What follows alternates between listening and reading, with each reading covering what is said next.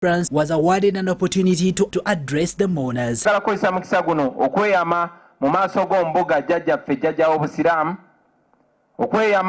Nga tuli wano ku lusozi olukulu olw'abasiraamu mu Uganda, okweyama eri abasiraamu abali wano, abasiraamu abali mu bitundu bya Uganda ebyenjawulo, n'abasiraamu abannayuganda beetoolodde ensi yonna. Abo abasiraamu bajjajjange, bakojjange, bakojja Kusaini, bakojja Isima, bakojja Faruku, nti nga ndi pulezidenti w'eggwanga lino wagenda kubaawo obwenkanya. His Excellency Yoweri Kaguta Museveni was represented by Lieutenant Colonel Edith Nakalema, who read his condolence messages. Always tempted to forget to thank Allah for the life of the loved one who has departed from our midst. Allow me thank Allah, Dr. Anas Karisa's life, which has been saturated with purpose and a deep love for people. The Supreme Mufti Sheikh Silimani Kasulindilangwa's message was about the untimely loss of one of the strong men in the Muslim community. Mukadde waffe omulangira Dr. Haji Kasim Nakibinge Kakungulu kulw'okuviibwako omuweereza w'obusiraamu Dr. Anas Kalisa. While His Highness Prince Kasim Nakibinge called for a stop to police brutality for candidates to abuse the set rules. Kakati abantu mbaleke boogere. Kuba waliwo banna bavudde omuze agenda ku leediyo ate ne mugaana okwogera. Ate bw'agenda mu bantu ate ne mukuba omukka. Kati ebyo ebintu tebikwatagana. Kye tusaba is fair play.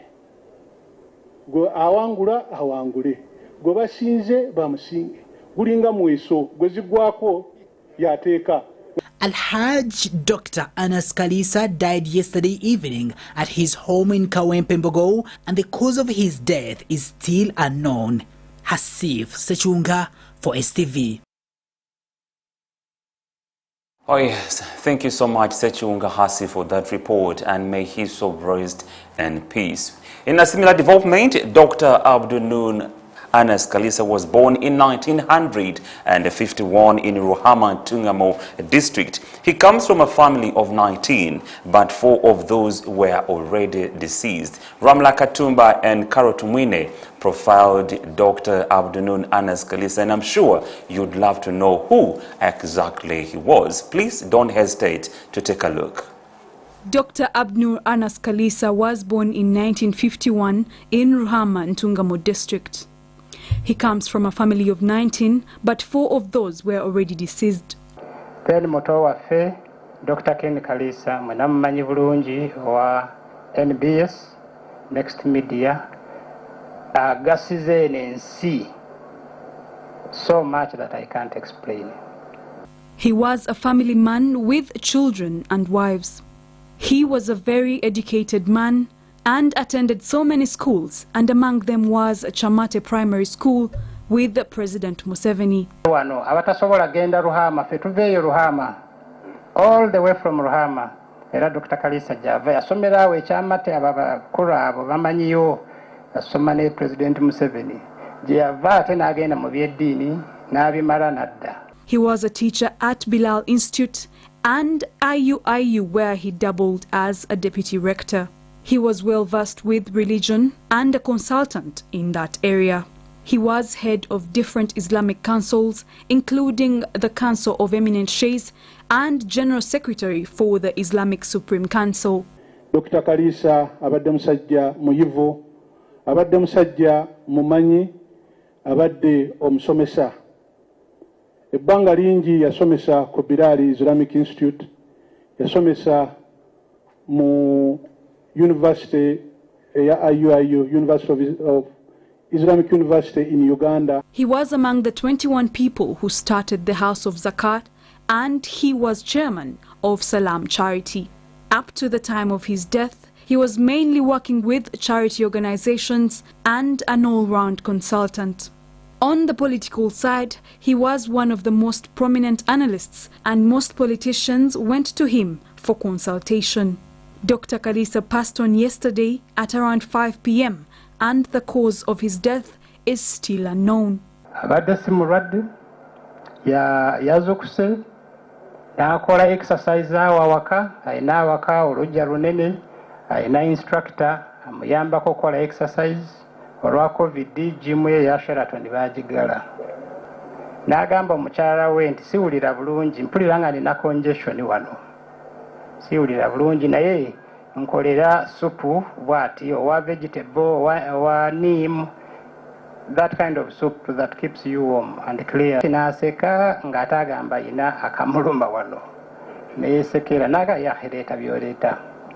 Omukyala yagenze okuleeta supu wa shake, the vegetable soup, nga shake ali ku buliri agalamidde bw'ati, amagulu ge gali wansi, kyokka atunula naye ng'agenze. He died at the age of 70 and will be buried tomorrow at midday in Ruhama, Ntungamu district. Ramla Katumba, Karo Tumwine, 4 Select News. Oh yes, may his soul rest in peace. Indeed, the world is going to miss him a lot, and I'm pretty sure that a lot has been learned from him. Now, away from Achibuli, let's go straight to Electoral Commission, which has today held a meeting with all the 11 presidential contenders to iron out some key issues in the preparation for the campaigns that shall commence on the 9th of November this year. Edith Nabagirika was very present at the Electoral Commission. She has the details on this story.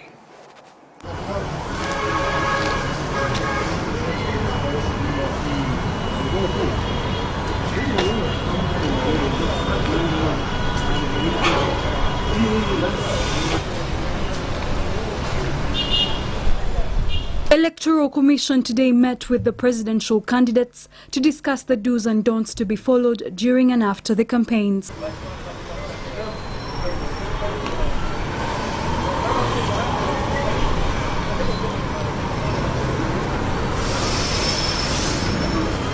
During the meeting, presidential aspirants raised concerns of police brutality exhibited in the recent concluded nominations. Where the Electoral Commission is trying to harmonize the campaign schedules for all the various 11 candidates who are in this race. And we've done that in compliance with the directives of the Electoral Commission. The Electoral Commission has informed us that they will report back to us after harmonizing for all the candidates to see that we don't clash in the various districts we may be campaigning in. Though our reasoning as the General Tumukunde team is that this law was based on the fact that we had public rallies and campaigns. Problems which happened on the 3rd, and the Electoral Commission chairman was saying that it is regrettable and they were not concerned about whatever happened. So that is total what happened. The Electoral Commission, it does, from the meetings that we've had, Electoral Commission does not seem to be in charge, because everything we ask them, they say the law this, the parliament this, the ministry of this, the ministry of that this, and it is very difficult to understand who exactly is in charge, because we'd think that the Electoral Commission would have a certain say on decisions during the electoral process. The Justice Simon Biabakama responded to their various queries in the affirmative. Challenges they're encountering with some security agencies, and how that creates an impression that the Commission is not in charge therefore. But we assured them the Commission is in charge. And secondly,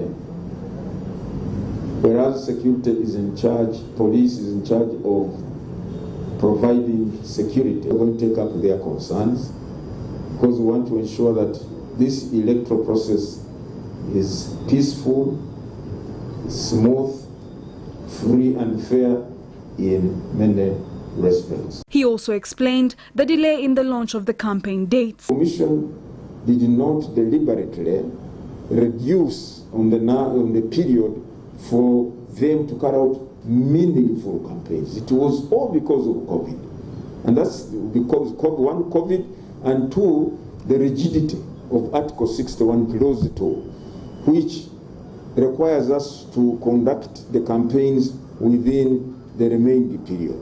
So, in light of all these concerns. The presidential candidates were provided with soft copies of the voters' register. Candidates are set to commence campaigns on the 9th of this month to the 12th of January so as to start preparations for voting slated for the 14th of January. Kara Tumwine, Full Select News.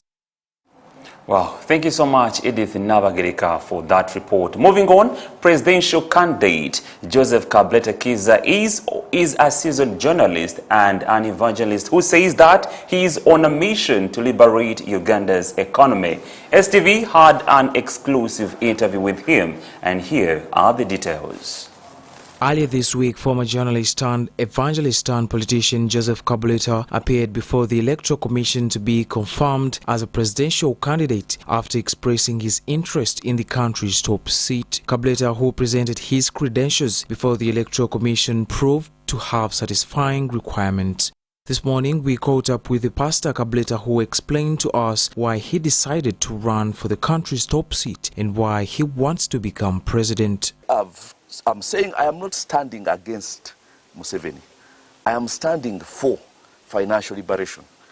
Because the people who are standing against Museveni, what if he's not there? What are they standing for? You see, that's the thing. Because there are so many people who are there who the only thing they are saying they are standing against. Me, I'm standing for financial liberation. What are they standing for? While speaking to STV at his home in Kampala, Kableta revealed that he didn't have any trouble meeting the requirements for the Electoral Commission and the qualification for president, especially the mandatory 20 million shillings for nomination. There was a there's a guy who was just graduated, who did not even have a TIN number, but he paid the 20 million. Maybe you should go and ask him where he got it from. You don't ask Kableta where I get 20 million. Because I've been spending, I've moved this country, and the spending has only just started. Okay, I've moved this country, and I'm going to move this country, and I'm going to, do you know how much money I was paying to be on radio stations which belong to NRM people because they were trying to make me not be on them? So, somebody who has been working. Kableta also says he is ready to embark on the campaign trail all over the country, and he is confident about his team on the ground. He says that he will traverse the country with ease and has tricks to win the election hidden behind his sleeve. They will carry the message. They will carry the idea of what you're talking about. So I don't fear coming against it. I know there is a system. I know. I'm a journalist. I've been in this thing for long. I know. I have been to I see the way they do their things and so on. I know they are treating us like bridesmaids, you know, like Mperekeze. But I know where all this thing ends. And it ends with me as president. And even if people don't want it that way, we'll be glad that I am the president. And they will be glad that the person they want right now, whoever it is not the one who went through. Kableta is also confident that he will win with over 60% of the vote. I am sure I'm going to win this election when the cycle is over. And I'm sure I will win by 65%. It could be more, but let me be modest. Joseph Kableta will embark on his voyage to the presidency and the battle for the State House on 9th November, starting with campaigns in northern Uganda if approved by the Electoral Commission. The file was compiled by Sohayo Mugabi and Adams Mayambala, STV Select News. Thank you so much, Suhail Mugabe, for that report. Now, at 10 p.m., shortly after Select News, we shall have Race 2020 with Timothy Sibasi. And Joseph Kableta, the presidential candidate, will be on the hot seat. Please don't you miss out on that. Select News takes a very short break, and I will be returning with lots of more other stories. For now, please do stay around.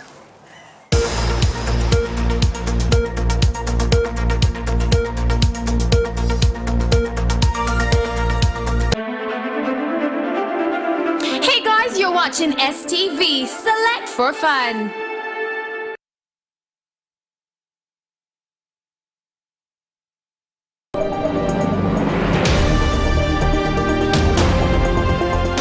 At exactly 8:45 p.m. East African Standard Time, join me, Elijah, to Yagman Awakening, putting focus on current affairs, be it political, social, or economic news.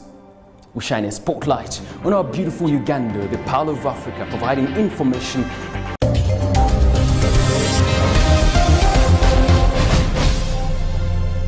and there are things which are good and bad. The first one is we are moving away from, certain kind of diplomacy into now political diplomacy into economic diplomacy, which means that we are creating embassies in places where we have a lot of economic interests. Now that is the top thing, what they talk about, but in reality it's a bit different because we have 36 embassies in different countries. Some of them are difficult to explain. For instance, we don't have too much business with Iran. We have an embassy in Iran.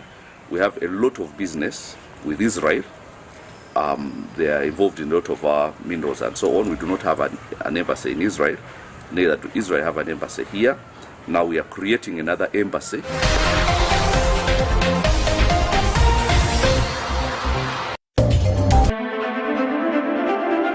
Hey guys, you're watching STV. Select for fun.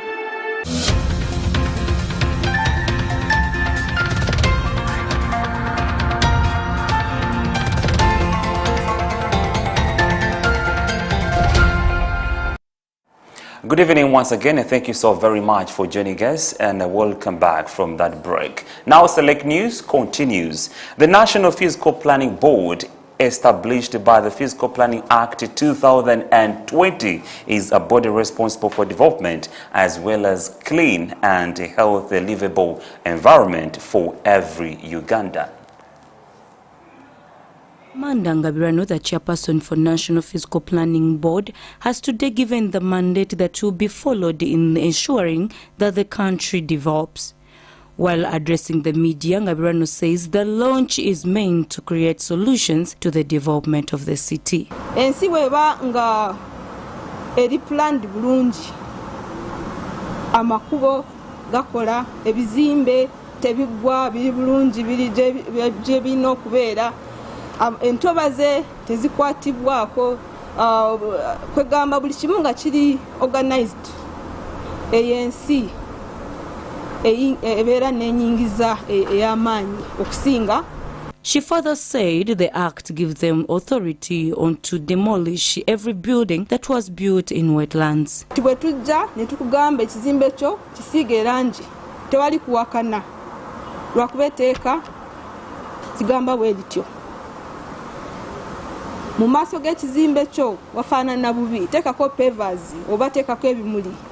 Eryo tteeka bw'otawaanya ttiimu yaffe ng'ekola gino emirimu era nakyo ekyo kibeera kya kumenya amateeka era ojja kufuna fine.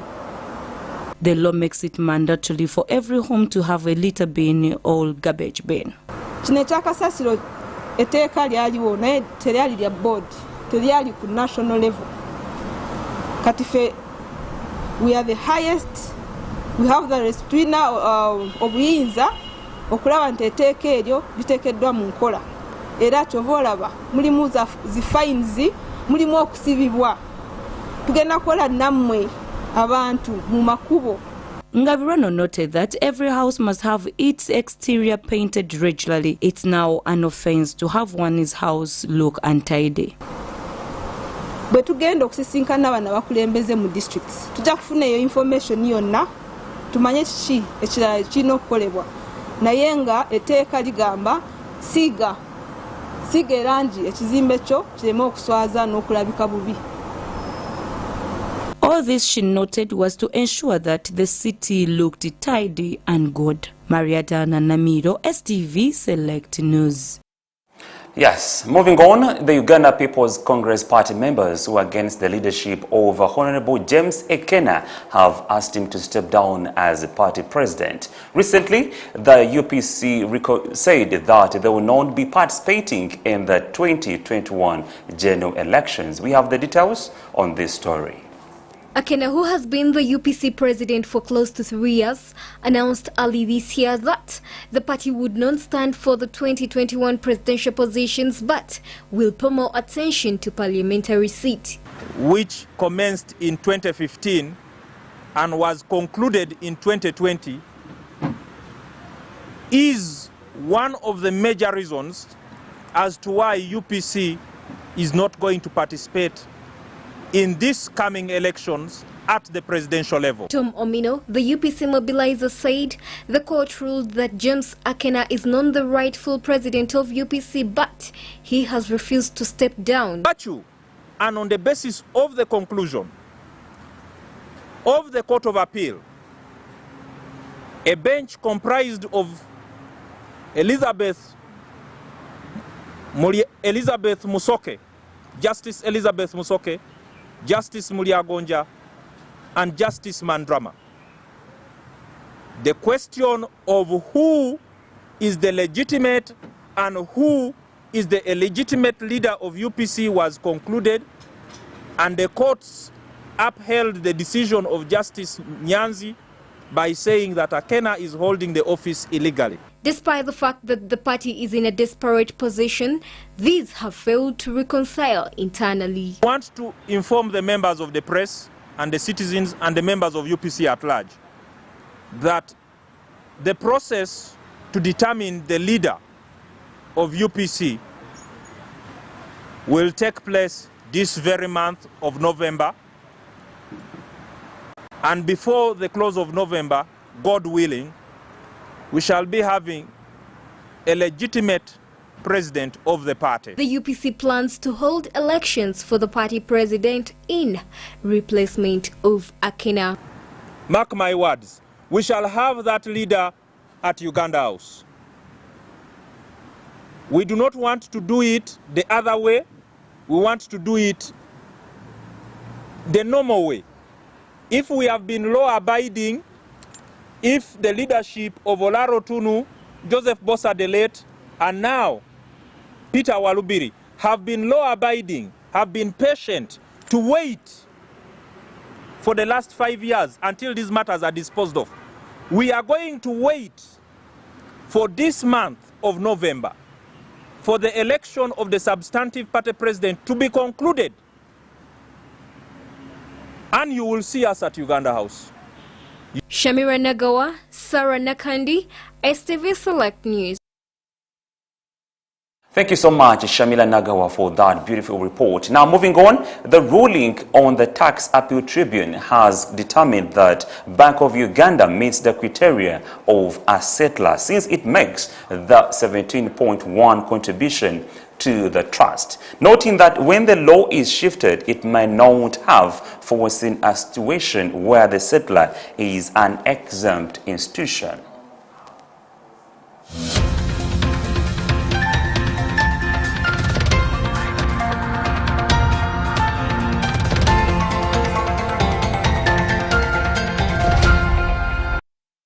National Social Security Fund has won a tax dispute in which it had been challenging a 42 billion shillings levy on savers' interest payments. In a drawn-out case battle since 2013, NSSF, which lost at the Tax Appeals Tribunal and subsequently ordered to pay 42 billion shillings. While the Uganda Revenue Authority appealed the decision of the Commercial Division of the High Court, Justice Boniface Wamala set aside the tax tribunal ruling, said the interest paid by the appellant to its member is declared a deductible expense for income tax purposes. The appellant is not liable to pay the principal tax assessed by the 30.5 billion shillings. The appellant is not liable to pay the penal tax or interest of 12.1 billion shillings. The dispute arose out of a decision by URA in November 2013 to subject interest paid to NSSF members to tax. This, however, was a departure from URA's own earlier position contained in a November 1, 2011 letter which had advised NSSF that the interest paid to members is allowed as a deductible expense for income tax purposes. NSSF, while at High Court, urged that this has an obligation to pay back contribution plus interest to members, noting that the tax would have a huge cost on members' contribution. On the other hand, URA urged that the interest referred to under the NSSF Act constitutes a return on investments and thus the expense incurred on this regard is not deductible. Mr. Patrick Ayota, the NSSF Deputy Managing Director, said if URA had succeeded, the fund would have been paid savers 30% less of the interest declared, 10.75% this year. Meanwhile, URA, in a ruling delivered by Asa Mugenyi, the Tax Appeals Tribunal chairman, lost a tax dispute worth 106 million shillings against the Bank of Uganda. Represented by Mrs. Ruth Sabatindira and Mrs. Olivia Matovo from Legal Mark Advocates, trustees of Bank of Uganda challenged the tax on members' benefit, which in a further assessment had risen to a liability of 40.9 billion shillings. Bank of Uganda runs a defined benefit scheme where employees contribute 4% of their salaries, while the central bank makes a 17.1% top-up. In the case, Bank of Uganda had urged that the defined scheme is a settler trust and taxes should be charged on the settler. A settler trust is one where the settler has a revisionary interest, meaning it would make any surplus derived from the scheme and would also pay any deficit pertaining on the scheme. However, URA had urged that the scheme is a retirement fund and is regulated by Bank of Uganda Retirement Benefits Regulatory Authority. Therefore, any income derived by it is taxable. Income tax applicable to trustees and retirement funds is 30%. Genesis Namale, STV, Select Business. So much, Genesis Namale, for that report. Now, still more in business, global stock markets have surged and the dollar has weakened as Americans cast their ballot, with the Republican President Donald J. Trump seeking to defy forecasts and defeat Democrat challenger Joe Biden. Genesis Namale reports. The election is seen by Trump's opponents as a referendum on his handling the coronavirus pandemic in the world's worst-hit nation, which is also now experiencing a deadly resurgence. Traders are looking at it largely through the prism of the election's impact on the U.S. economic response to the pandemic, in particularly whether and how much stimulus could be expected. Asian, European and U.S. equities rallied, with traders betting on a Democratic sweep of both the White House and Congress that would likely herald a huge new economic stimulus package to fight the coronavirus crisis. The dollar slid against other major currencies, which was also a reflection that traders expect more stimulus money that would weaken the value of the greenback. Meanwhile, oil prices jumped higher, clawing back more of their recent losses. The main reason why a bid and win is so sought after from a market perspective is that a blue wave would see a stimulus plan far greater than anything Republicans would be willing to go for. Traders nevertheless remain fearful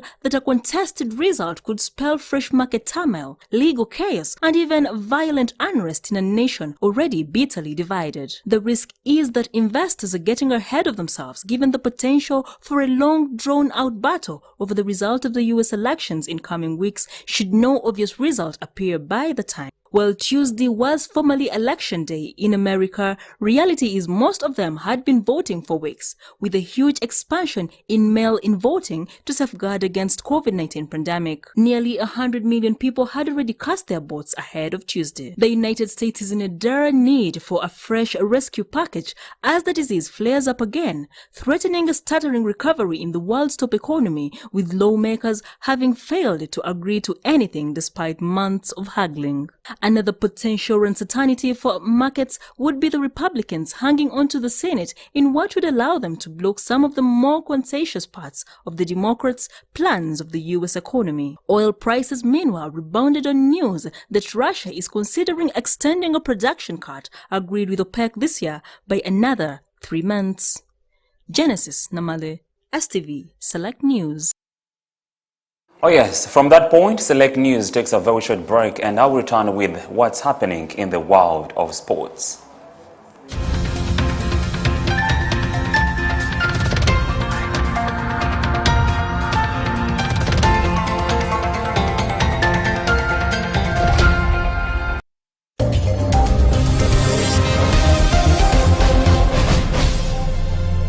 And there are things which are good and bad. The first one is we are moving away from, certain kind of diplomacy to now political diplomacy into economic diplomacy, which means that we are